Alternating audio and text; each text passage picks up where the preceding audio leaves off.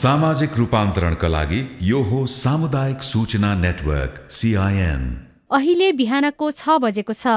सामुदायिक सूचना network CIN बाट अब प्रसारण हुँदैछ साझा खबर।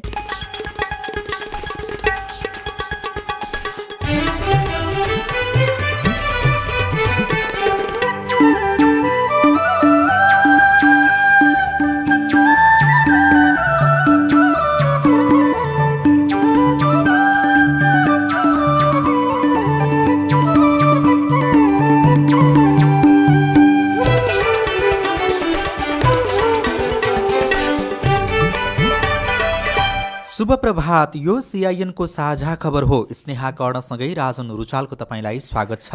सामुदायिक रेडियोबाट देशैभरि एकैसाथ प्रसारण भइरहेको साझा खबर CINखबर.com र मोबाइल एप CIN-बाट पनि सुन्न सकिन्छ।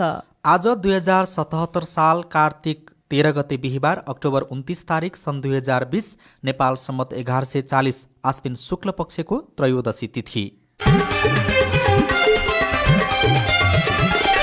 साझा खबरमा प्रमुख खबरका शीर्षकहरू। दशैंको 6 दिनमा संक्रमित हुनेभन्दा निको हुनेहरू धेरै, मृत्यु हुनेको संख्या 887 पुग्यो। कोरोनाका बिरामीलाई रेमडेसिभिर र प्लाज्मा थेरापी विधिबाट गरिएको उपचार प्रभावकारी। नेकपा केन्द्रीय समिति बैठक मङ्सिरमा, आगामी असारभित्रै गरिब घर परिवार पहिचान र परिचय पत्र वितरण हुने। कोरोना कहरमा रोजगारी गुमाएकाहरूप्रति सरकारको बेवास्ता। खाद्य संस्थानले सहुलियतको चिनी ल्याउन सकेन। विषादी परीक्षण प्रयोगशालामा पूर्वाधार अभाव, कृषिमा प्रविधि पुरानो, बिउ नयाँ, उत्पादन घट्ने किसानहरूको चिन्ता। भारतको बिहार विधानसभा चुनावमा न्यून मतदान, फ्रान्समा दोहोर्याएर लकडाउनको घोषणा। अर्मेनिया र अजरबैजानको युद्धमा 21 जनाको मृत्यु। र IPL क्रिकेटमा बेंगलोर 5 विकेटले पराजित, मुम्बई प्लेअफमा। च्याम्पियन्स लिग फुटबलमा बार्सिलोना र PSG को जित।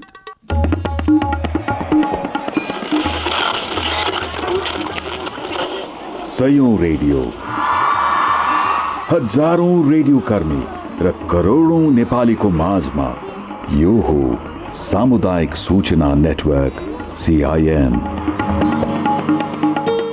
साझा खबरको सबभन्दा सुरुमा कोरोनाबाट निको भएकाहरूको प्रसङ्ग। केही दिन यता कोरोनाका कारण संक्रमित हुनेहरूको तुलनामा निको हुनेहरूको संख्या बढेको छ। बितेको 24 घण्टामा पनि 2981 जनाले कोरोना संक्रमण जितेका छन्। यससँगै देशभर कोरोना जित्नेको कुल संख्या 1,21,824 पुगेको छ। बितेको 24 घण्टामा देशभर थप 1,954 जनामा कोरोना भाइरसको संक्रमण पुष्टि भएको छ। स्वास्थ्य तथा जनसङ्ख्या मन्त्रालयको नियमित जानकारीका क्रममा प्रवक्ता डाक्टर जागेश्वर गौतमले 8,248 जनाको PCR परीक्षण भएकोमा 1,954 जनामा संक्रमण पुष्टि भएको जानकारी दिनुभयो। उहाँका अनुसार देशभर सक्रिय संक्रमितको संख्या 39,643 रहेको छ, जसमा संस्थागत आइसोलेसनमा 7,709 र होम आइसोलेसनमा 31,934 रहेका छन्। गत 24 घण्टामा नयाँ संक्रमितको संख्या 1,954 रहेको छ। काठमाडौँ उपत्यकामा 696, भक्तपुरमा 29 र ललितपुरमा 118 गरी जम्मा संक्रमितको संख्या 843 छ। कोभिड-19बाट संक्रमण मुक्त भई गत 24 घण्टामा डिस्चार्ज हुनेको संख्या 2,981 छ। कोभिड-19 संक्रमण मुक्त हुने दर 75% छ। यसैबीच हालसम्म कोरोना संक्रमणका कारण नेपालमा मृत्यु हुनेको संख्या 887 पुगेको छ। पछिल्लो 24 घण्टामा मात्रै थप 11 जनाको मृत्यु भएको मन्त्रालयले जनाएको छ। स्वास्थ्य तथा जनसङ्ख्या मन्त्रालयले अब दैनिक कोभिड-19 प्रेस ब्रिफिङ नगर्ने भएको छ। दशैंका समयमा केही दिन रोकिएको प्रेस ब्रिफिङ हिजोबाट सुरु भएको थियो। आजदेखि भने दैनिक ब्रिफिङ नहुने मन्त्रालयका प्रवक्ता डाक्टर गौतमले जानकारी दिनुभयो।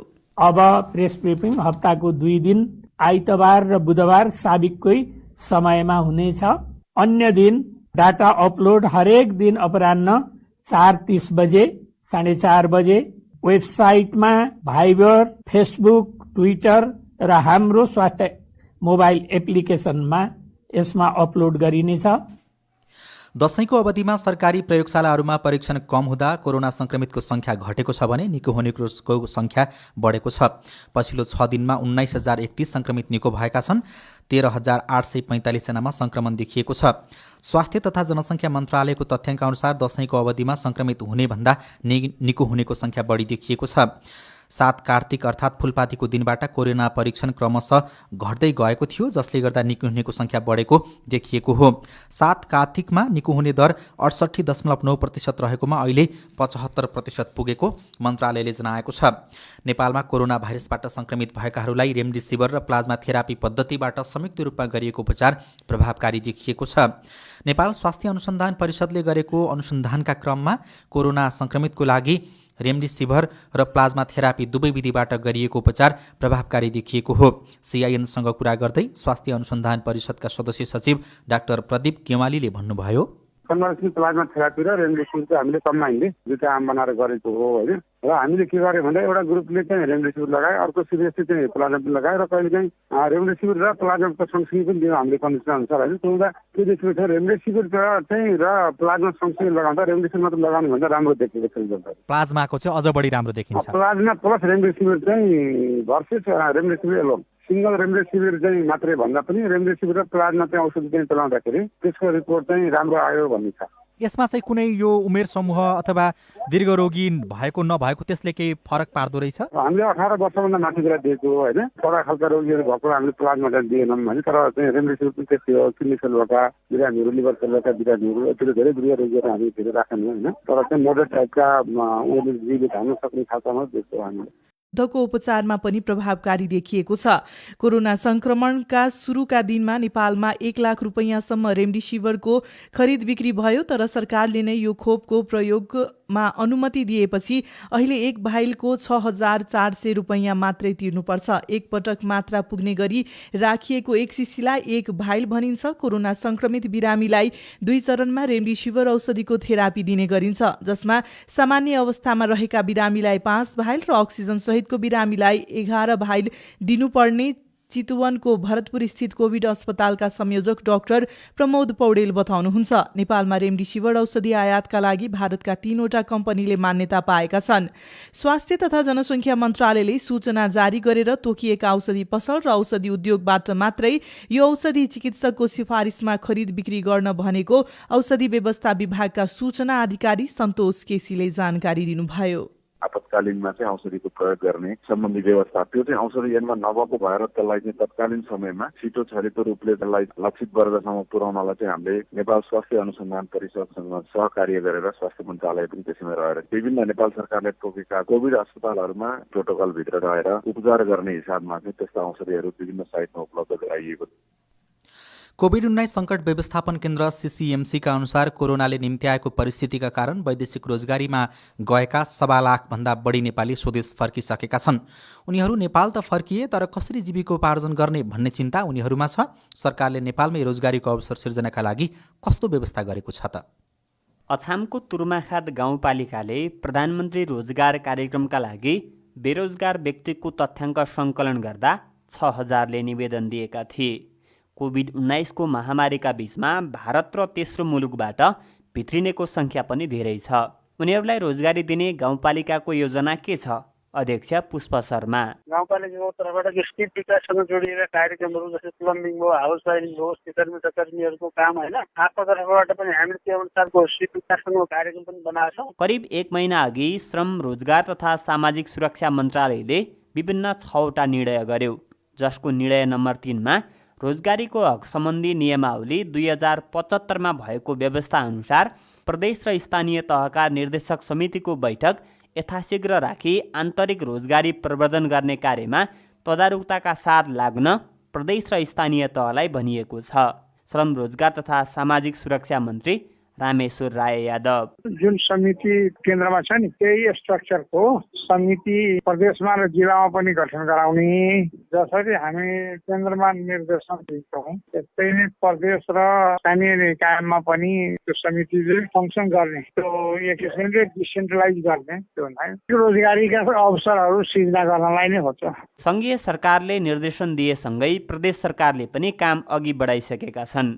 गण्डकी प्रदेश सरकार सामाजिक विकास मन्त्रालयका सचिव डाक्टर रामप्रसाद घिमिरे नगरपालिकामा कस्तो खालको क्षमता विकासको आवश्यकता छ, रोजगारीको अवसर के क्षेत्रमा छ होइन, सरकारले के सहयोग गर्यो भने चाहिँ रोजगारीको अवसर बढाउन सकिन्छ भनेर उहाँहरूसँग मागिरहेको छौँ। हामीले कतिपयले पठाउँदैछ, केही पालिकाहरूले पठाउँदैन, हामीले यस्तो खालको भयो भने हामीले त्यसलाई चाहिँ हामीले एउटा सार्वजनिक सूचना पनि निकाल्दैछौँ। अन्य प्रदेशभन्दा बढी वैदेशिक रोजगारीमा जाने प्रदेश 2मा कोरोना महामारीपछि फर्किने युवाको सङ्ख्या पनि धेरै छ।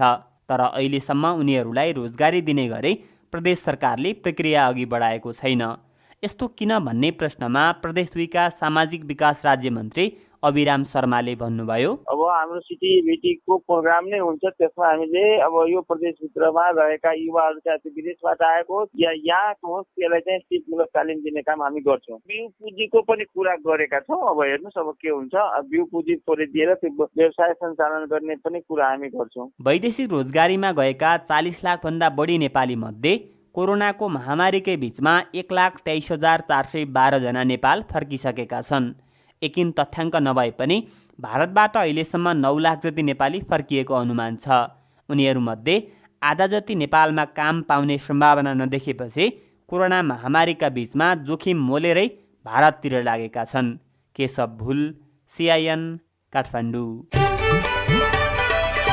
कोभिड-19 महामारीका कारण देखाउँदै नेपाल कम्युनिस्ट पार्टी नेकपाको केन्द्रीय कमिटी बैठक मङ्सिर 15 गतेसम्मका लागि स्थगित भएको छ। चैतमा गर्ने भनिएको एकता महाधिवेशनको तयारीका लागि केन्द्रीय कमिटीको बैठक बोलाइएको थियो।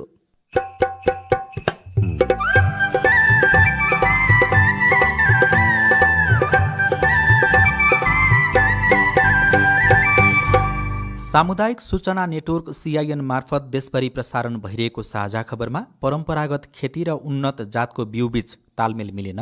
अनि मकैमा चाहिँ तपाईँको धेरै मकैका बोट बिरुवाहरू आफै मर्ने, त्यो नयाँ नयाँ बिउले चाहिँ उत्पादन चाहिँ वृद्धि हुने भयो, तर त्यसले चाहिँ हाम्रो चाहिँ जुन रैखाने खेती हो त्यसलाई चाहिँ विस्थापित गर्ने चाहिँ एउटा लक्षण देखिएको छ। खाद्य संस्थानले सहुलियतको चिनी ल्याउन सकेन, विषादी परीक्षण प्रयोगशालामा पूर्वाधार अभाव लगायतका खबर बाँकी नै छ। CIN को साझा खबर सुन्दै गर्नुहोला। राष्ट्रिय दलित आयोगको सूचना, कसैले कुनै पनि व्यक्तिलाई प्रथा, परम्परा, धर्म, संस्कृति, रीतिरिवाज, जात, जाति, वंश, समुदाय, पेशा वा व्यवसाय वा शारीरिक अवस्थाका आधारमा कुनै वस्तु, सेवा वा सुविधा उत्पादन वा बिक्री गर्नबाट रोक्न वा खास जातिको व्यक्तिलाई मात्र बिक्री गर्ने गरी उत्पादन वा वितरण गर्न पाइँदैन। परिवारका सदस्यलाई बहिष्कार गर्ने वा गाउँ निकाल्ने वा निस्कन बाध्य पार्ने, अन्तर्जातीय विवाह गर्न रोक्न, भइसकेको विवाह विच्छेद गर्न, कर गर्न, लेख, रचना, चित्र, कार्टुन, पोस्टर, साहित्य वा अन्य कुनै पनि माध्यमबाट जातीय उच्च वा नीच दर्शाउने, जातीय उच्चता वा घृणामा आधारित विचारको प्रचार प्रसार गर्ने वा अन्य किसिमले जातीय विभेदलाई प्रोत्साहन गरेमा तथा श्रममा लगाउन वा श्रमबाट निष्कासन वा पारिश्रमिकमा भेदभाव गर्ने कसुर गर्नु हुँदैन। यदि कसैले यस्तो कसुर गरेमा निजलाई 2 महिनादेखि 2 वर्षसम्म कैद र 20,000 रुपियाँदेखि 1 लाख रुपियाँसम्म जरिवाना हुन्छ। राष्ट्रिय दलित आयोग, जाउलाखेल, ललितपुर। के तपाईको स्थानीय तहले बालबालिका प्रतिको कानुनी दायित्वलाई पूरा गरेको छ? बालबालिका सम्बन्धी ऐन अनुसार प्रत्येक स्थानीय तहले बाल अधिकार संरक्षण र प्रवर्धनका लागि नीति कार्यविधि बनाउन, स्थानीय बाल अधिकार समितिको गठन र परिचालन गर्न, बालबालिकाको संरक्षण सहायताका लागि बाल कोष र सहायता प्रेषण प्रणालीको स्थापना र सञ्चालन गर्न, बाल कल्याण अधिकारीको नियुक्ति गर्न, बाल क्लबहरूको गठन, परिचालन र सूचीकरणको निम्ति सरल र सहज नीतिगत व्यवस्था गर्ने कार्य गर्न जरुरी छ। प्रत्येक स्थानीय तहहरूले बालबालिका सम्बन्धी ऐन 2075 को कार्यान्वयन गरौं। नेपाल सरकार, महिला, बालबालिका तथा ज्येष्ठ नागरिक मन्त्रालय, राष्ट्रिय बाल अधिकार परिषदद्वारा बाल हितमा जारी सन्देश। सामाजिक रूपान्तरणका लागि यो हो सामुदायिक सूचना नेटवर्क CIN। तपाईँ अहिले देशभरिका सामुदायिक रेडियो CINखबर.com र मोबाइल एप CIN-बाट एकैसाथ साझा खबर सुन्दै हुनुहुन्छ। अब पत्रपत्रिकाको खबर। दशैंको बीचमा बन्द भएका पत्रपत्रिकाहरू आजबाट प्रकाशनमा आएका छन्। गोर्खापत्र दैनिकमा असारभित्रै गरिब घर परिवार पहिचान र परिचय पत्र वितरण शीर्षकमा खबर लेखिएको छ। आगामी असार मसान्तभित्र गरिब घर परिवार पहिचान तथा परिचय पत्र वितरण सम्पन्न गरिने भएको छ। अर्थ मन्त्रालय र भूमि व्यवस्था सहकारी तथा गरिबी निवारण मन्त्रालयले सो निर्णय गरेको हो। अर्थमन्त्री विष्णु प्रसाद पौडेल र भूमि व्यवस्था सहकारी तथा गरिबी निवारण मन्त्री पद्मा कुमारी अर्यालको सहभागितामा हिजो सम्पन्न संयुक्त बैठकमा गरिब घर परिवार पहिचान तथा परिचय पत्र वितरण कार्य चालू आर्थिक वर्ष 2077-78 भित्र सम्पन्न गर्न आवश्यक व्यवस्था भूमि व्यवस्था सहकारी तथा गरिबी निवारण मन्त्रालयले मिलाउने र सो कार्यका लागि आवश्यक पर्ने थप स्रोतको व्यवस्थापन अर्थ मन्त्रालयले गर्ने निर्णय भएको छ। स्थानीय तहसम्मै पक्की पुल सडकको योजना शीर्षकमा खबर लेखिएको छ। संहिता कार्यान्वयनका क्रममा पूर्वाधारको अभाव भइरहेका बेला सरकारले 7वटै प्रदेश राजधानीदेखि स्थानीय तहको केन्द्रसम्म पक्की सडक सञ्जाल जोड्ने भएको छ। पक्की सडक मार्फत राष्ट्रिय र प्रादेशिक सडक सञ्जालमा नजोडिएका स्थानीय तहको केन्द्रदेखि प्रदेश राजधानीसम्म पक्की सडक मार्फत जोड्न लागि हो। कान्तिपुर दैनिकमा संस्थानले ल्याउन सकेन सहुलियतको चिनी शीर्षकको खबर छापिएको छ। भित्री पृष्ठमा छापिएको खबरमा गत साउन 12 मा बसेको मन्त्री परिषद बैठकले चाडपर्वलाई लक्ष्य गरी 30,000 टन चिनी आयात गर्ने निर्णय गरेको थियो। 50% भन्सार महसुल छुटमा खाद्य व्यवस्था तथा व्यापार कम्पनीलाई 10,000 र साल्ट ट्रेडिङलाई 20,000 टन चिनी आयात गर्न स्वीकृति दिइएको थियो। त्यसमध्ये साल्टले 2500 टन आयात गरे पनि खाद्य तथा व्यापार कम्पनीले आयात गर्ने प्रक्रिया नै टुङ्ग्याउन सकेन। स्वीकृत पाएको 20,000 टन मध्ये साल्टले दशैं अगाडि 2500 टन मात्रै ल्याएको छ भने खाद्यले चिनी खरिद गर्न आह्वान गरेको टेन्डरमा आवेदन नै नपरेको खबरमा भनिएको छ। त्यस्तै कान्तिपुर दैनिकमै अर्को खबर छ। क्लिन फिड कार्यान्वयन सुरु शीर्षकको। तयारी नगर्दा 32वटा विदेशी च्यानलको प्रसारण रोकिएको छ। गत शनिबारदेखि सरकारले नेपालमा प्रसारण हुने विदेशी टेलिभिजन च्यानलले विज्ञापन प्रसारण गर्न नपाउने क्लिन फिड नीति कार्यान्वयन सुरु गरेको छ। यससँगै नेपालमा प्रसारण भइरहेका करिब 3 दर्जन विदेशी च्यानल प्रभावित बनेको खबरमा भनिएको छ।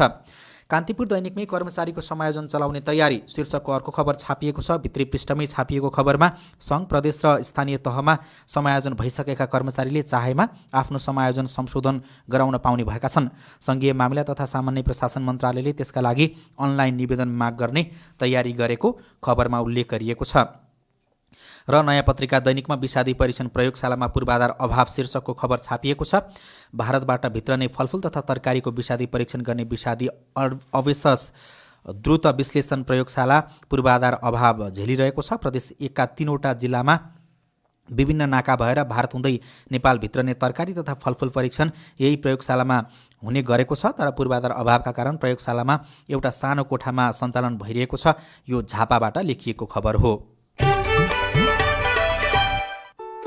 अब प्रस्तुत छ कोरोना क्याप्सुल।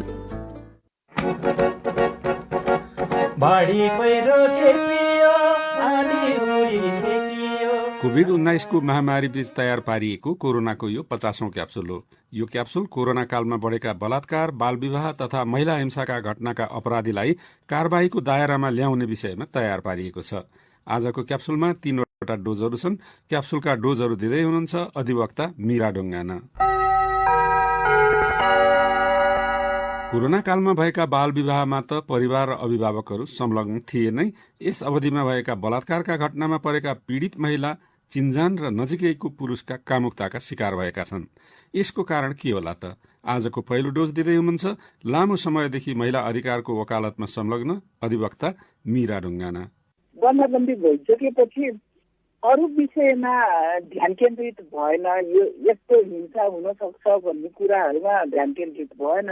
एउटा कारण त्यो पनि हो।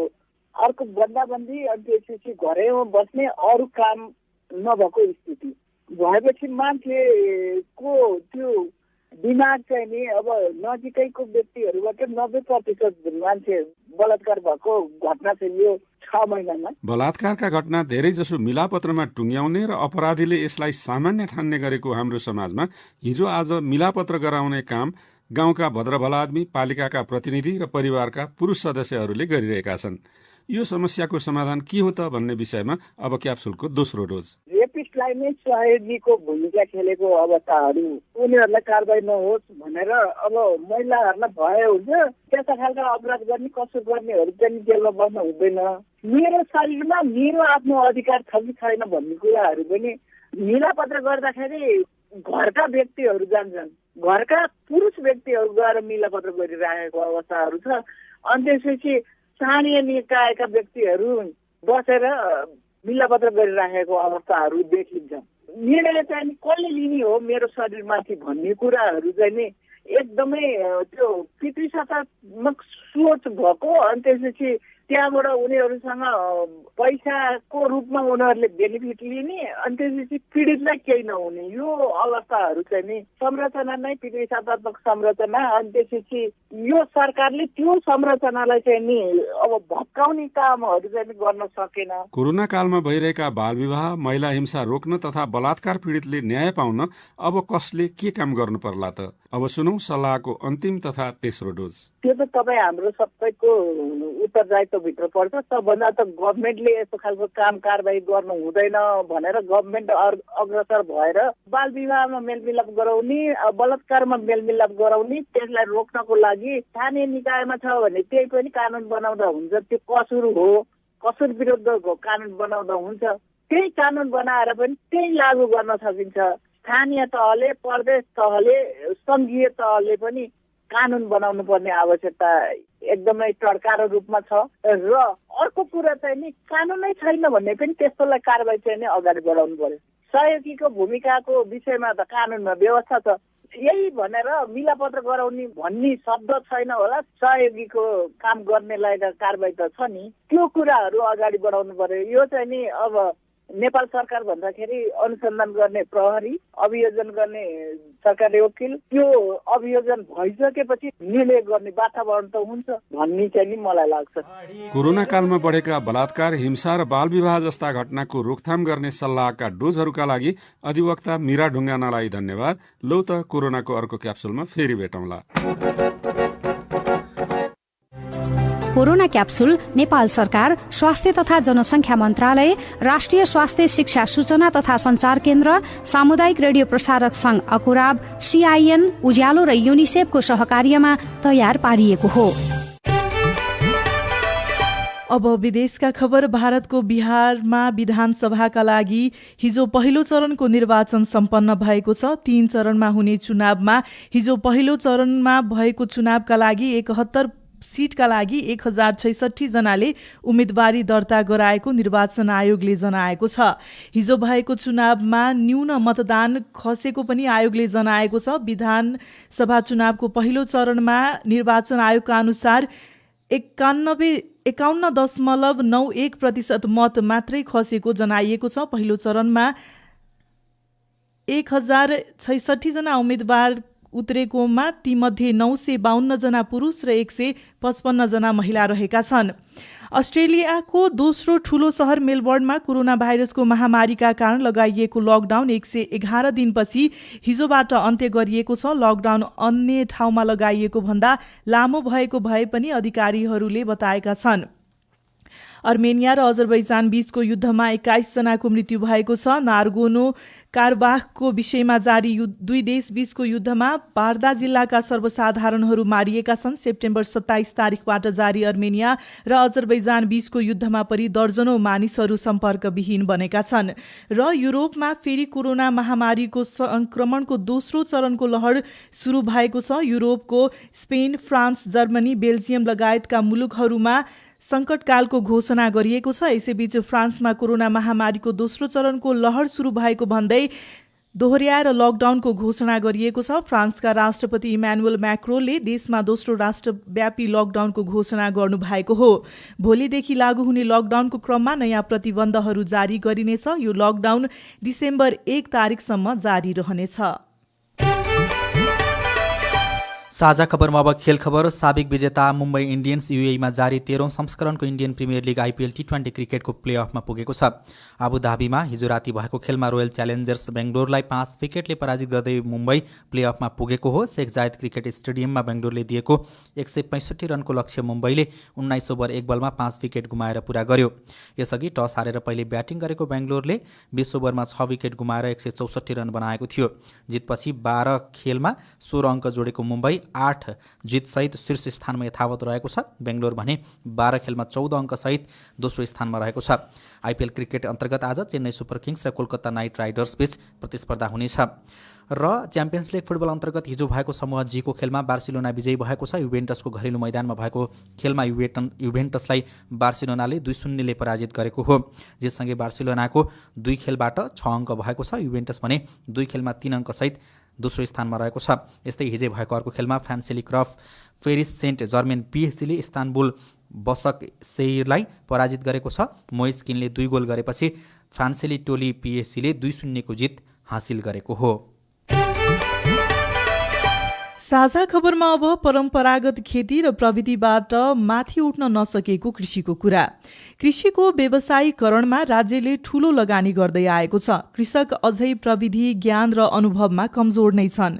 कुनै पनि बालीमा लाग्ने सामान्य रोगको उपचार गर्न किसानहरूले जान्दैनन् भने गाउँमा कृषि सम्बन्धी परामर्श दिने प्राविधिकहरू भेट्नै मुस्किल छ। यिनै समस्याका कारण बागलुङमा कृषि पेशा परम्परागतबाट माथि उठ्न सकेको छैन। बागलुङको काटेखोला गाउँपालिका 7 का प्रेम कुँवरले पछिल्लो समय बढी आम्दानी लिने आशामा वर्णशंकर जातको धान रोप्दै आउनु भएको छ, तर धानमा कालो पोके रोग देखिन थालेको छ। कुँवरलाई यसको समाधान कसरी गर्ने भन्ने जानकारी नै छैन। प्रायः धेरै धान खेती नै गरिन्छ र गहुँ कोदो मकै हो। यसमा पनि तपाईको धान खेतीमा अहिले पछिल्लो समय उन्नत जातको बिउ शंकर बिउ लगाएर लगाउँदाखेरि प्रायः तपाईको चाहिँ त्यसले गर्दा अरू धानमा पनि जस्तै गुडुरा सानो ठुलोमा त्यस्तोमा देखिएको छ, पोके एकदम बढी देखिएको छ। अनि मकैमा चाहिँ तपाईको धेरै मकैका बोट बिरुवाहरू आफै मर्ने, एउटा त्यो उन्नत जातको रातो मकै लिएर लगाउँदाखेरि पनि त्यो मर्ने चाहिँ एकदम प्रविधि देखिएको। बागलुङकै जैमिनी नगरपालिका 8 सिस्तीका तोयानाथ पौडेल व्यावसायिक रूपमा तरकारी खेती गर्नुहुन्छ। वर्षभरि दुःख गरेर उब्जाएको फसल सहज रूपमा बेच्न नपाउँदा उहाँलाई कृषि कर्ममा टिक्न धौधौ पर्दै आएको छ। व्यवसाय बन्न गाह्रो छ सर, किन भन्दा त्यहाँ अब स्थानीय बजार व्यवस्थापन छैन। त्यो नहुँदाखेरि अलि अब त्यहाँ तरकारी खेतीहरू गरियो भने पनि तपाईको बागलुङै ल्याउनु पर्ने हुन्छ। बागलुङ ल्याउँदाखेरि पनि अब उहाँबाट भाडा गरेर ल्यायो, त्यो भाडा चाहिँ नउठ्ने अब समस्या त्यो छ सर। किसानहरूले अरूको देखासिकी र भनसुनका आधारमा यहाँको हावापानी नसहने बाली ल्याएर रोप्ने गरेका छन्। यसले गर्दा फल नलाग्ने समस्या भोग्दै आइरहेका छन्। रैथाने बाली समेत लोप हुँदै गइरहेको छ।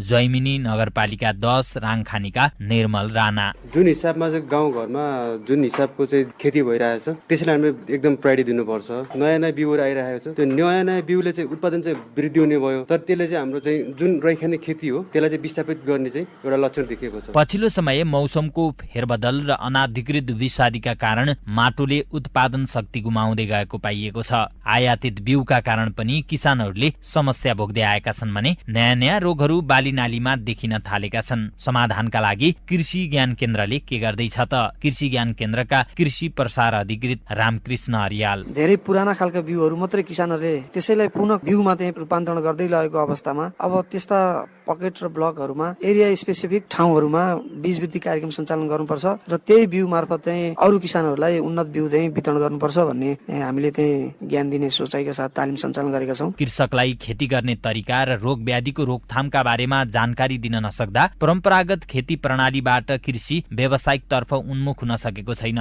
जसका कारण किसानहरूले वर्षभरि दुःख गरेर पनि 6 महिना गुजारा चलाउन समस्या भोगिरहेका छन्। रोशन तिवारी, CIN रेडियो शालिग्राम पर्वत। साझा खबरमा अब केही खबर संक्षेपमा। चौरजहारी नगरपालिकामा बसोबास गर्ने 450 व्यक्तिको निशुल्क स्वास्थ्य बीमा गरिएको छ।